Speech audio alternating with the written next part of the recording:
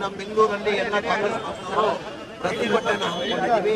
Go back Modi ಅಂತ. ಕಾರಣ ಅಂದರೆ ಈ 10 ವರ್ಷ ಅವಧಿಯಲ್ಲಿ ಮೋದಿ ಅವರು ಏನು ಮಾಡಿದಾರಂತ ನಮಗೆಲ್ಲ ಗೊತ್ತಿದ್ದಂಗೆ.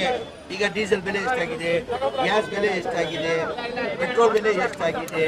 15 ಲಕ್ಷ ಅಕೌಂಟಲ್ಲಿ ಹಾಕ್ತಿರಂದ್ರು, 15 ಪೈಸೆ ಅಕೌಂಟಲ್ಲಿ ಆಗಿಲ್ಲ.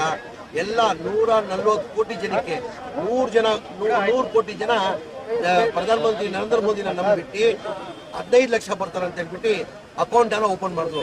ಒಬ್ಬ ಬಡವರು ಅಕೌಂಟ್ ಓಪನ್ ಮಾಡಬೇಕಾದ್ರೆ ಸುಮ್ಮನೆ ಅಕೌಂಟ್ ಓಪನ್ ಆಗಲ್ಲ. 500 ರೂಪಾಯಿ ಅಕೌಂಟ್ ಓಪನ್ ಮಾಡೋಕ್ಕೆ ಬೇಕಾಗ್ತದೆ. 500 ರೂಪಾಯಿ ಹಾಕಿ ಅಕೌಂಟ್ ಓಪನ್ ಮಾಡಿದ್ರೆ 15 ಲಕ್ಷ ಇಲ್ಲ, 15 ಪೈಸನೂ ಬಂದಿಲ್ಲ. ಹಾಗಾಗಿ ಯಾರು ಲಾಭ ಆಯ್ತಿದ್ದು? ಒಬ್ಬ 100 ಕೋಟಿ ಜನ 500 ರೂಪಾಯಿ ಲೆಕ್ಕ ಮಾಡ್ಕೊಳ್ಳಿ, ಬ್ಯಾಂಕ್ ಅವರು ಲಾಭ ಮಾಡಿಕೊಟ್ಟಿದ್ದಾರೆ. ಅದ್ರ ಜೊತೆಯಲ್ಲಿ 2 ಕೋಟಿ ಯುವಕರಿಗೆ ಕೆಲಸ ಕೊಡ್ತೀನಂದ್ರು, ಒಬ್ಬರಿಗೆ ಕೆಲಸ ಕೊಟ್ಟಿಲ್ಲ.